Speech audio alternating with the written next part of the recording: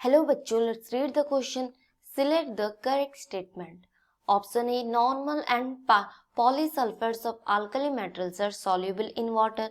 Option B, the sulfates of aluminium, chromium and magnesium can only be prepared under dry condition as they are completely hydrolyzed by water.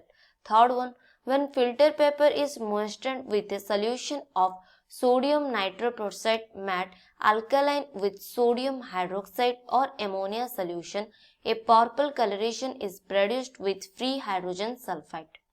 Third, last one is the thiosulfate salts of Pb, Ag and barium are insoluble and dissolve in excess of sodium thisulfate solution forming the thiosulfate.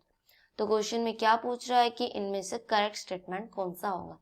तो पहले क्या होता है, जो normal and क्या होता है polysulphates of alkali metals are soluble in water होते हैं, वो क्या होते हैं जितने सारे भी मतलब कि हमारे क्या होते हैं पॉलीसल्फेट्स होते हैं। तो क्या होते हैं जितने सारे भी हमारे नॉर्मल एंड पॉलीसल्फेट्स होते हैं अल्कली मेटल्स का, वो सारे क्या होते हैं सॉल्युबल होते हैं इन वाटर। तो एग्जाम्पल क्या देते हैं Na2S2 होते हैं, हमारा Na2S3 होते हैं, फिर जाके K2S2, K2S6, ये सब क्या होते हैं सॉल्युबल इन वाटर होते हैं, पहला वाला पॉइंट। तो मतलब क्या हो गया, ए वाला जो है स्टेटमेंट करेक्ट हो गया।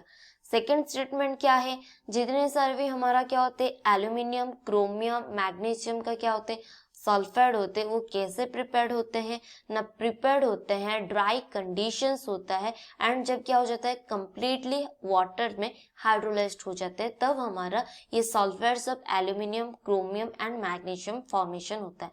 तो ये बिल्कुल करेक्ट है। तो एल्यूमिनियम, क्रोमियम, मैग्नीशियम का जो सल्फाइड्स होते हैं जब हमारा क्या होता है कंप्लीटली वाटर में हाइड्रोलाइज्ड हो जाते हैं ड्राई कंडीशन में, तब हमारा ये सल्फाइड्स के एल्यूमिनियम, क्रोमियम, मैग्नीशियम का सल्फाइड फॉर्मेशन होता है।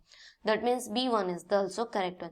फिर देखते हैं इन केस ऑफ सी। तो ऑप्शन सी हमारा क्या बोलता है ना, ऑप्शन सी बोल रहा है जब हमारा फिल्टर पेपर जो होता है मॉइस्ट हो जाता है, एक मतलब क्या लेते हैं एक सोल्यूशन लेते हैं सोडियम नाइट्रोपर्साइड में, जो क्या होता है met alkaline with sodium hydroxide और एमोनिया सोल्यूशन, जो कि क्या करते हैं पर्पल कलर का सोल्यूशन प्रोड्यूस करता है और पर्पल कलरेशन प्रोड्यूस करता है with free hydrogen sulphide.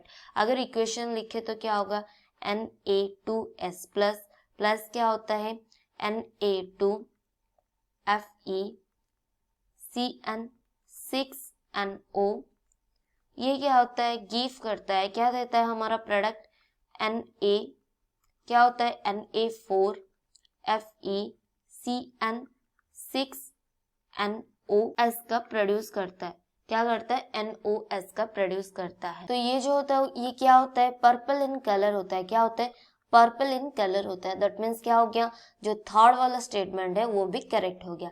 Then देखते हैं जो लास्ट मतलब क्या है लास्ट स्टेटमेंट है। तो लास्ट स्टेटमेंट में क्या बोल रहा है, जो thiosulphate salt of lead, Ag and barium होते हैं इनसॉल्युबल होते हैं एंड डिजॉल्व होते हैं क्या in excess of sodium thiosulphate solution forming the thiosulphate.